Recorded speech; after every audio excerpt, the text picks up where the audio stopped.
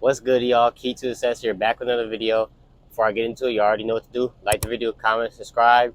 But let's get into it. Today I'm gonna do something a little different. I saw a video on TikTok, and I thought it was pretty interesting. Had a good insight and some stats, and I'm just gonna share that video with you, and we're gonna react to it. So here we go.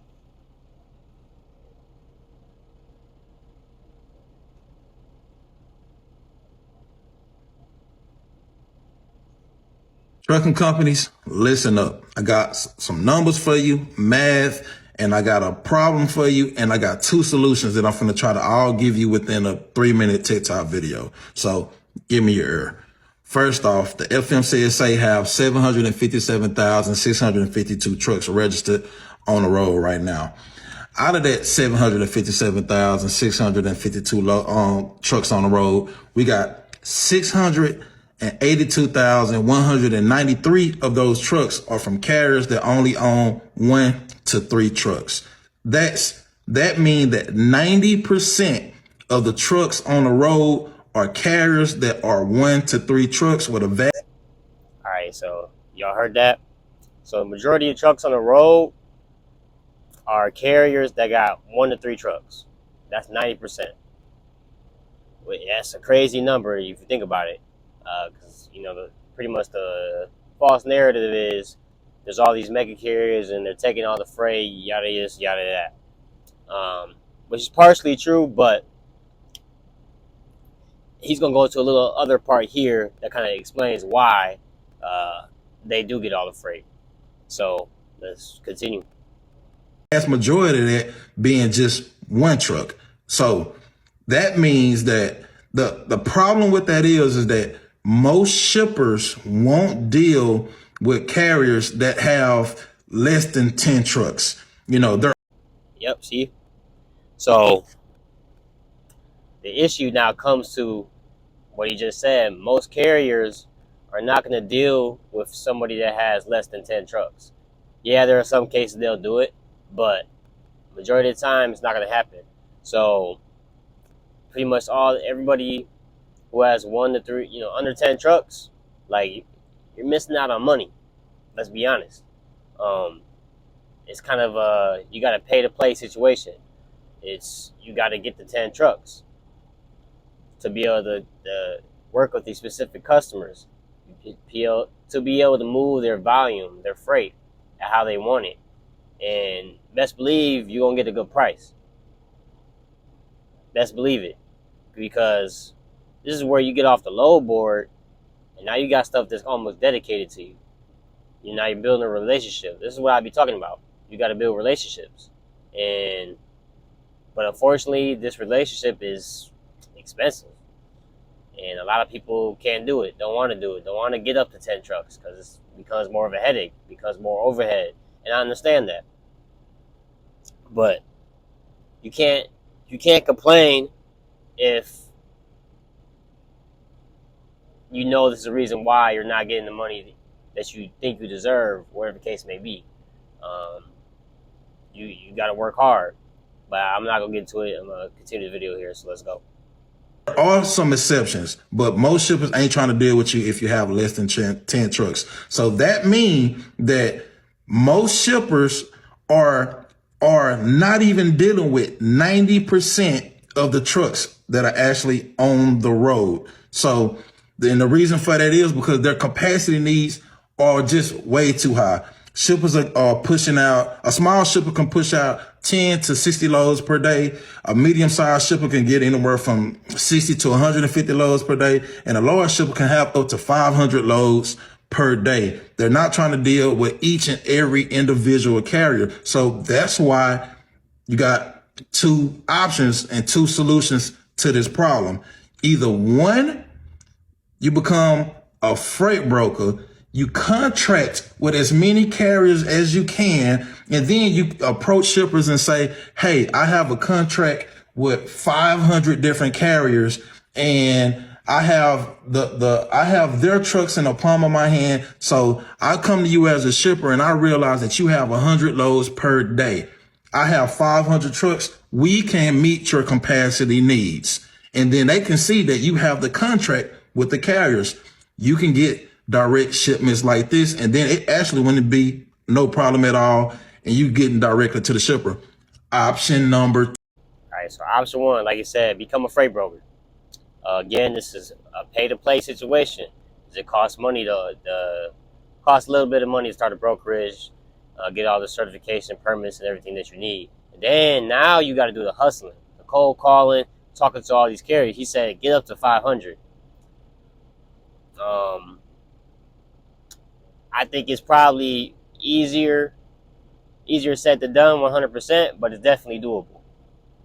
As you've seen, there's almost 1 million trucks on the road, or 1 million authorities, I want to say. I'm going to go back, my bad, forget. But there's carriers out there you can contact. You definitely should be able to get 500.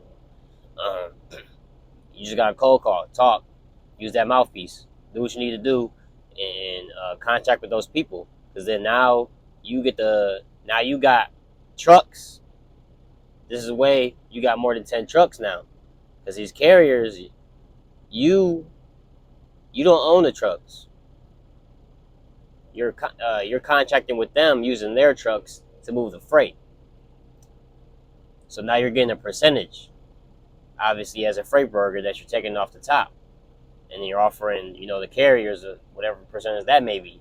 So, but again, this is cost money, cost research, doing what you need to do, and try to get ahead of the game. But some people don't want to take that step.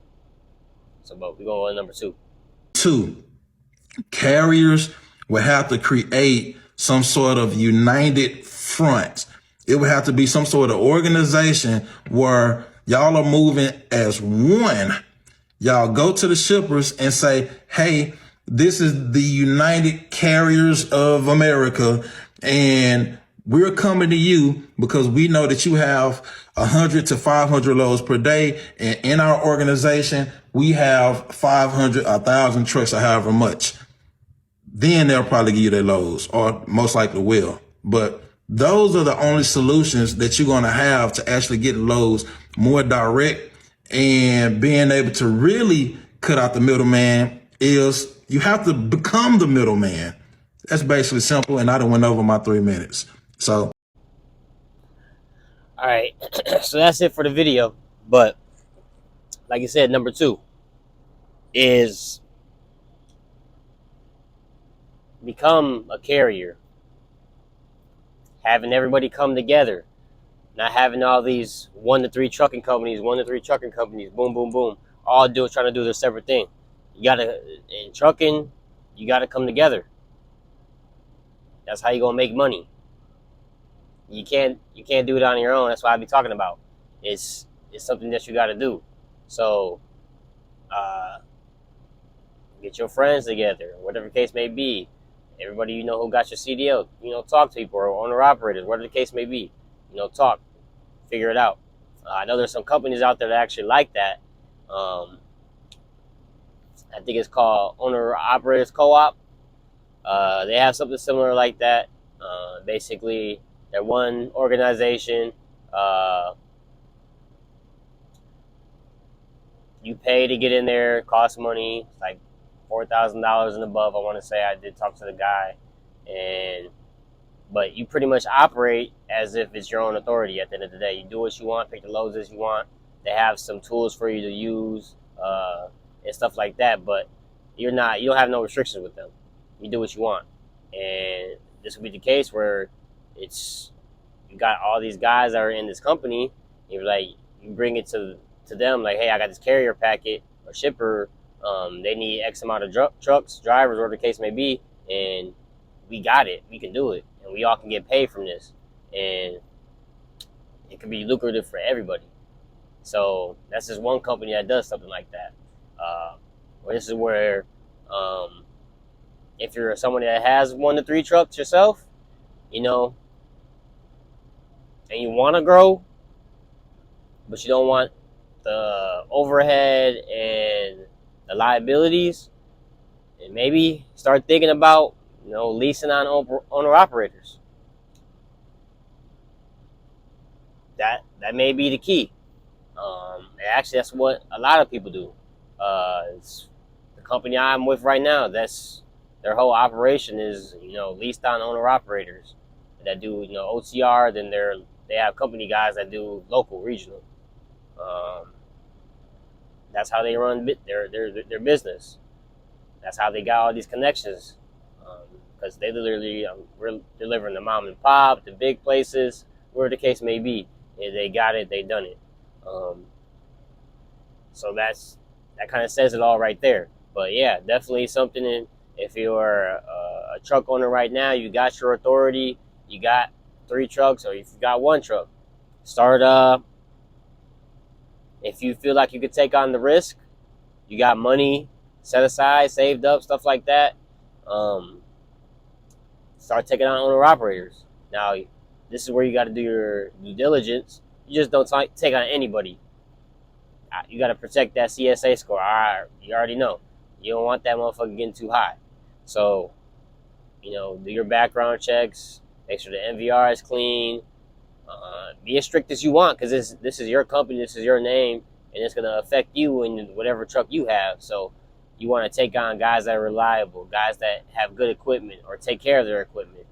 It doesn't necessarily have the equipment has to be new or whatever. It could be old, but if they're taking care of it, you can visually see that they're taking care of it, which will come along with them either having not having no violations or not.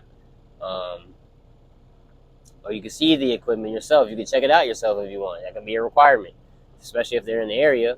But yeah, this is how you start, building your business, and that's how you're gonna lower your liability, because now you're putting it all on the owner operators. Yeah, you're taking all care of all the paperwork and everything, but that's the easy part. It's the boring part, but it's the easy part. But you don't have to worry about buying 7 more, 8 more, 9 more trucks. That's a lot of money. That could be